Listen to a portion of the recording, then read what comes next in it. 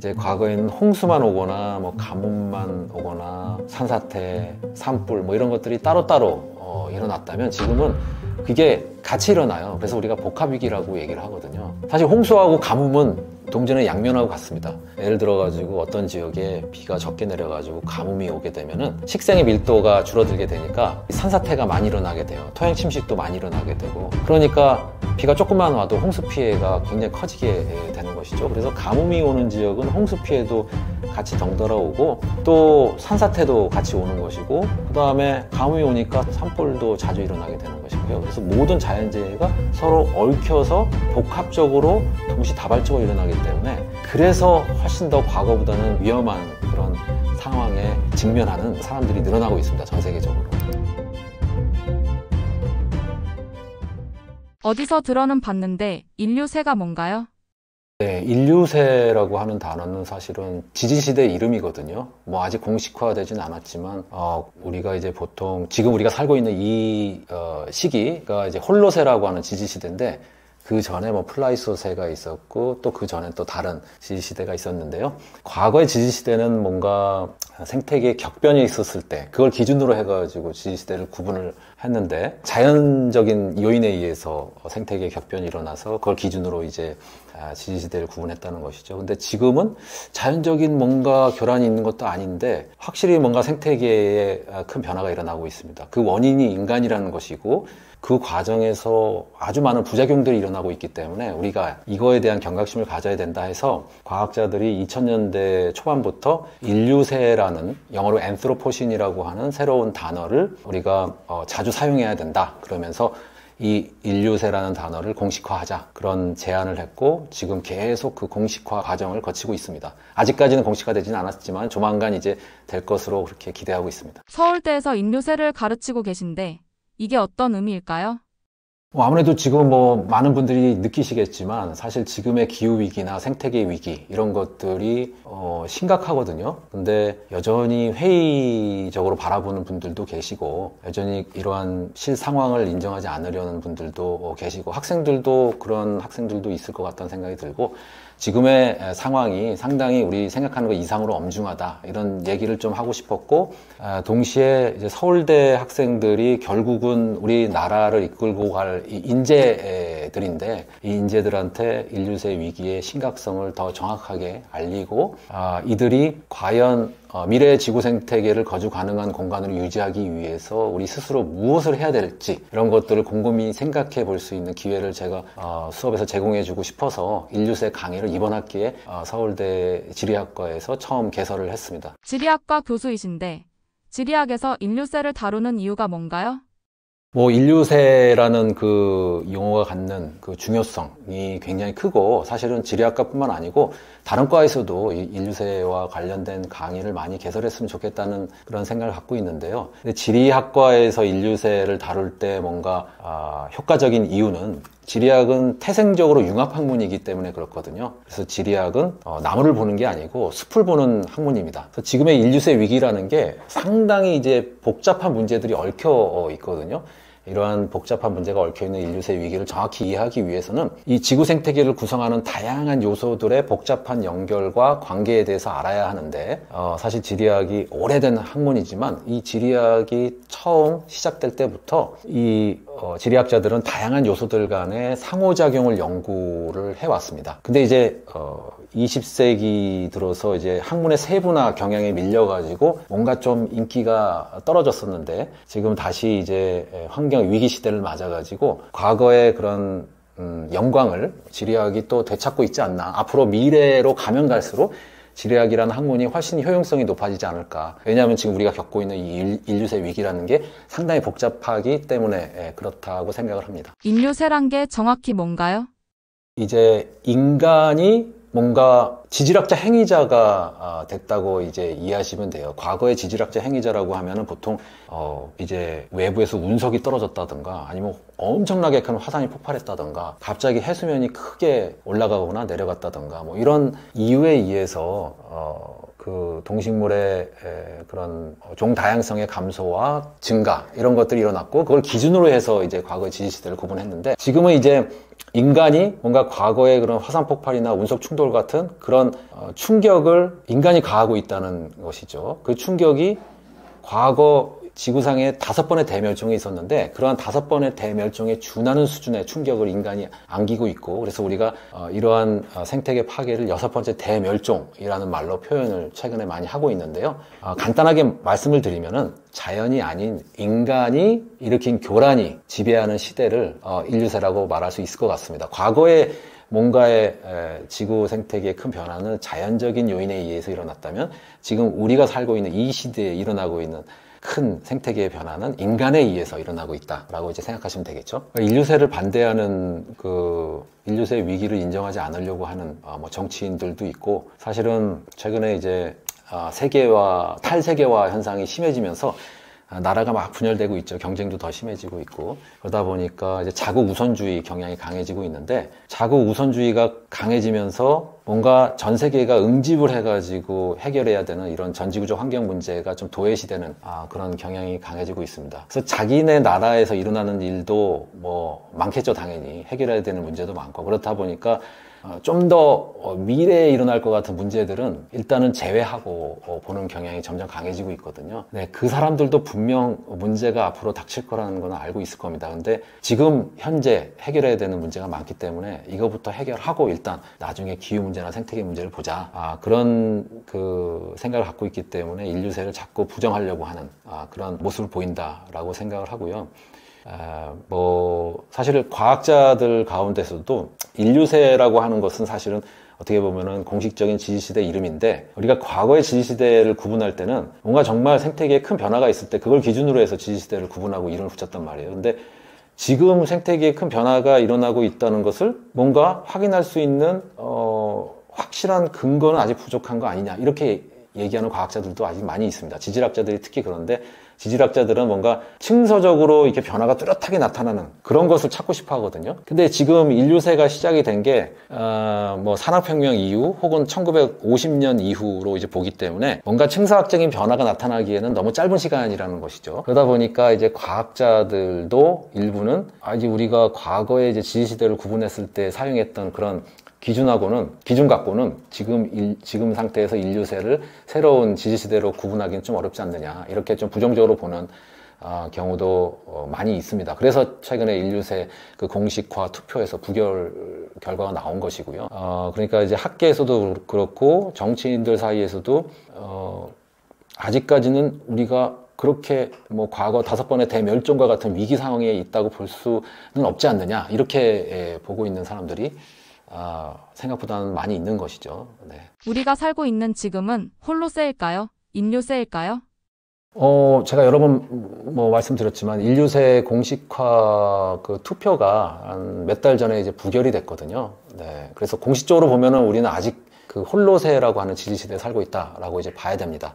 하지만 뭐 저도 마찬가지 생각을 갖고 있습니다만은 공식화 여부가 그렇게 중요하지 않다는 것이죠.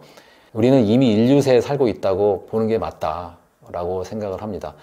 이제 부결이 된 이유는 학자들이 이 지층의 인류세의 명확한 근거가 아직까지는 확실하게 보이지 않는다는 이유를 두는데 저는 100% 확신하는 게 미래의 과학자들은 지금 우리가 살고 있는 이 시기에 쌓인 그 지층부터 나타나는 엄청나게 급증한 닭뼈의 수, 그 다음에 엄청나게 늘어난 플라스틱의 양, 그 다음에 알루미늄의 양, 중금속의 양 이런 것들을 보고 우리가 살고 있는 이 시기부터 새로운 지질시대가 시작되었다고 결론을 내릴 거라고 확신을 합니다. 그러니까 뭐 미래 과학자들이 그렇게 이제 볼 가능성이 높으니까 우리도 뭔가 지층에 아직까지는 확실한 증거가 남지는 않고 있지만 우리가 이제 스스로 판단할 수가 있는 거죠. 우리가 살고 있는 이 시기부터 인류세가 시작이 됐다. 앞으로 아마 상당히 오랜 기간 이제 인간 사회가 붕괴할 때까지 인류세가 이어질 것이다라고 뭐 충분히 예상할 수 있다 그렇게 생각을 합니다. 그러니까 우리가 인류세에 살고 있다고 얘기를 하는 게 더 맞겠죠.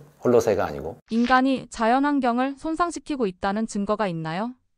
그래서 인간이 자연환경을 어떻게 교란시키고 훼손시키고 있는지 다양한 분야의 과학자들이 이제 과학적 증거들을 제시하고 있는데요. 대표적인 거는 이제 농경의 시작입니다. 그래서 농경의 시작이 우리가 살고 있는 현재의 간빙기를 홀로세라고 부르는데, 홀로세가 11,700년 전부터 시작이 되거든요. 그래서 11,700년 전 그 즈음에, 홀로세가 시작될 즈음에 이제 근동 지역, 그러니까 중동 지역에서 이제 농경이 처음 시작이 됩니다. 농경을 하려면은 사람들이 일단은 숲을 제거하고 농경지를 조성하고, 그다음에 자기가 살 주거지를 조성을 해야 되기 때문에 결국 산림이 파괴될 수밖에 없고, 산림이 파괴되는 순간 대기 중으로 이산화탄소가 이제 배출이 되겠죠. 그러면 대기 중에 이산화탄소 농도가 올라가게 되는데, 그러한 과거의 이산화탄소 농도 변화가 그린란드의 빙하코 시료에 아주 뚜렷하게 남아 있습니다. 그러니까 한 10,000년 전부터 대기 중에 이산화탄소 농도가 이렇게 쭉 올라간다는 것을 이제 빙하코를 분석해보면 알 수 있다는 것이죠. 그 다음에 한 8,000년 전부터는 이 농경이 조금 더 집약적으로 이루어지면서 또 이산화탄소 농도가 증가하는 속도가 좀 빨라지고요. 6,000년 전 이후 들면은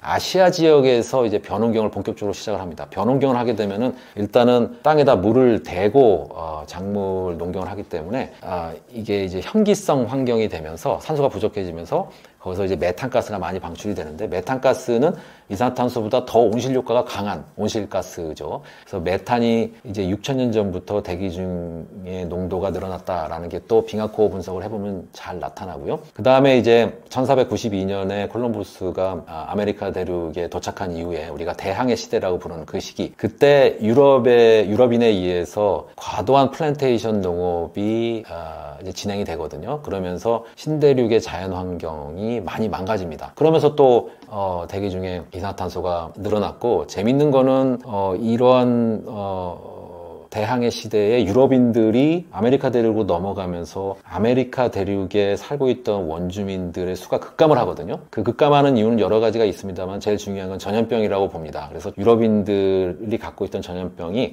아메리카 대륙의 원주민한테 퍼지면서, 원주민들은 이제 그 전염병에 대한 면역력은 거의 갖고 있지 않았기 때문에 전염병이 빨리 펴지면서 이 아메리카 대륙의 원주민 수가 급감을 하는데, 이 원주민들도 농경을 했기 때문에 원주민들도 상당히 그 산림을 교란하면서 살았다는 것이죠. 근데 원주민이 수천만 명이 갑자기 사라지니까 이게 산림이 다시 되살아나면서 대기 중에 이산화탄소 농도가 오히려 줄어드는, 일시적이지만 줄어드는 그런 모습이 또 그린란드의 얼음 코어에서 잘 보입니다. 그만큼 뭔가 유럽인들이 이제 신대륙으로 건너가가지고 플랜테이션 농업을 하면서 많은, 그 전에 이제 원주민들이 수가 급감한 거, 그 다음에 또 그 이후에 이제 유럽인들의 플랜테이션 농업, 이런 과정을 거치면서 산림 자연 환경이 많이 훼손이 됐는데, 그런 것들도 어떻게 보면은 인류세의 하나의 증거, 인류세의 시작이 그때부터다라고 이제 주장하는 사람들도 많이 있고요. 그 다음에 이제 산업혁명이죠. 산업혁명 때 18세기 중반부터 산업혁명이 일어나면서 또 대기 중으로 많이 이산화탄소가 방출이 되면서 이산화탄소 농도가 올라가는데, 그것도 빙하코에 잘 나타나고요. 그 다음에 이제 많은 학자들이 인류세 시작 시점으로 제일 적당하다고 보는 시기가 이제 1950년입니다. 1950년, 20세기 중반부터 여러 가지 사회경제적인 부문, 자연환경적인 부문에서 변화 속도가 갑자기 빨라지는데, 가령 예를 들어가지고 3대 온실가스라고 하는 이산화탄소, 메탄, 그 다음에 아산화질소까지 모든 온실가스의 농도가 1950년을 기점으로 해가지고 갑자기 증가를 하거든요. 그 다음에 또 1950년부터 전 세계 인구가 확 늘어나기 시작하는데, 그 원인으로 이제 지목이 되고 있는 게 녹색혁명의 성공입니다. 그래서 작물 개량이 이루어지고, 무엇보다도 질소비료를 공장에서 대량 생산하면서 그 질소비료 덕분에 많은 사람들이 먹고 사는데 문제가 없었다는 것이죠. 질소비료가 공장에서 생산되기 전에는 인구가 늘어나게 되면은 식량이 부족해지면서 이제 아사하는 사람들이 늘면서 인구가 다시 감소하고, 그러면 그 이후에 다시 또 인구가 늘어나면 또 식량이 부족해지면서 인구가 감소하고, 이런 식으로 주기적으로 인구의 증감이 반복이 됐는데, 질소비료가 대량 생산이 되면서 그러한 순환적인 인구 변화가 이제 사라지고 지속적으로 인구가 증가하기만 했거든요. 인구가 그렇게 1950년 이후로 계속 늘어나니까 아무래도 자연환경이나 생태계에 부담이 늘어났겠죠. 그러면서 그것들이 자연환경이나 사회경제적인 부문, 자연환경적인 부문, 여러 부문에서 많은 변화를 일으키는데, 그게 지금 우리가 이제 걱정하고 있는 게 이제 기후위기, 생태계위기 그런 것들이잖아요. 그런 것들이 이제 1950년부터 본격적으로 일어났다라고 이제 보는 학자들이 상당히 많이 있습니다. 환경 위기를 다룰 때 가장 많이 거론되는 것이 기후인 이유는 뭘까요?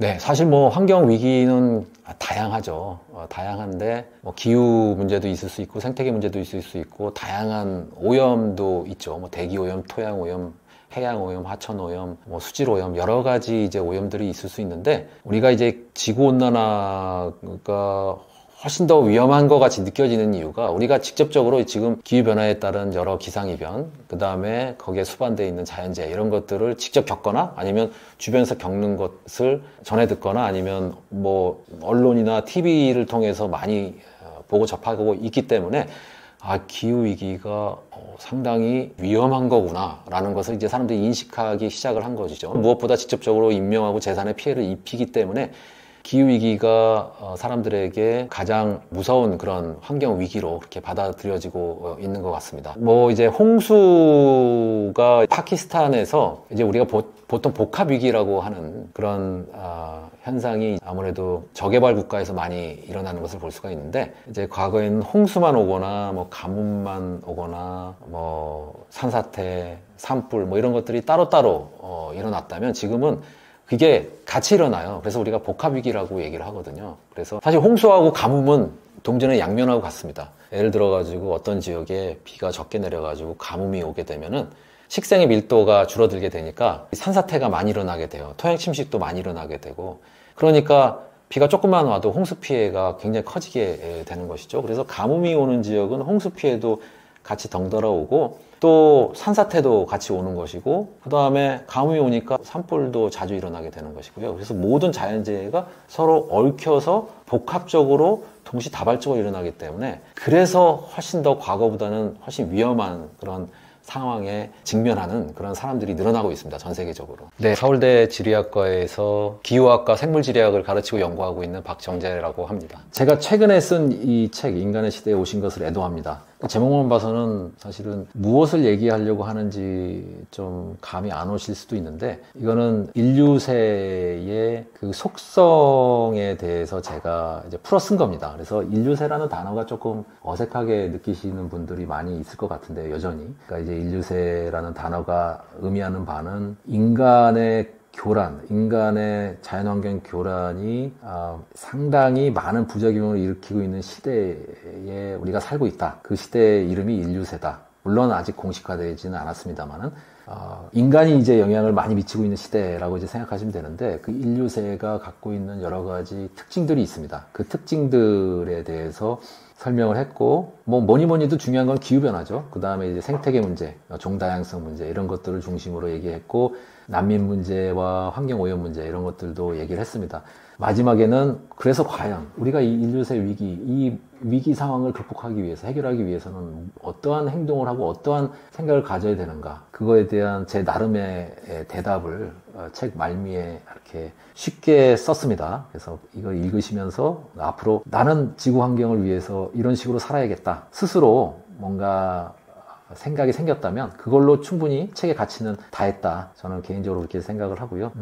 앞으로 인류세라는 단어, 이 단어가 사회에서 훨씬 더 많이 회자될 가능성이 높다고 보고요. 이 기후위기만 문제가 아니고 생태계도 문제고 환경오염도 문제고 난민 문제도 앞으로 더 심각해질 것이고 기후의 지구온난화 1.5도, 2도 상승하는 거, 그 다음에 3도 상승하는 거 요것만 막아서는 우리가 미래에 거주 가능한 지구를 가질 수는 없다고 보고요. 그것뿐만 아니고 생태계도 생각하고 환경 오염 문제도 최소화하려고 하는 노력을 해야 되고 그 다음에 피해가 집중되는 취약계층, 난민 이런 사람들에 대한 관심도 지금보다 훨씬 더 높아야 미래의 안전한 지구에서 오랫동안 행복하게 인간이 살 수 있지 않을까 이런 생각을 했고 그 생각을 이 책에다 옮겼습니다. 많은 분들이 읽었으면 좋겠습니다.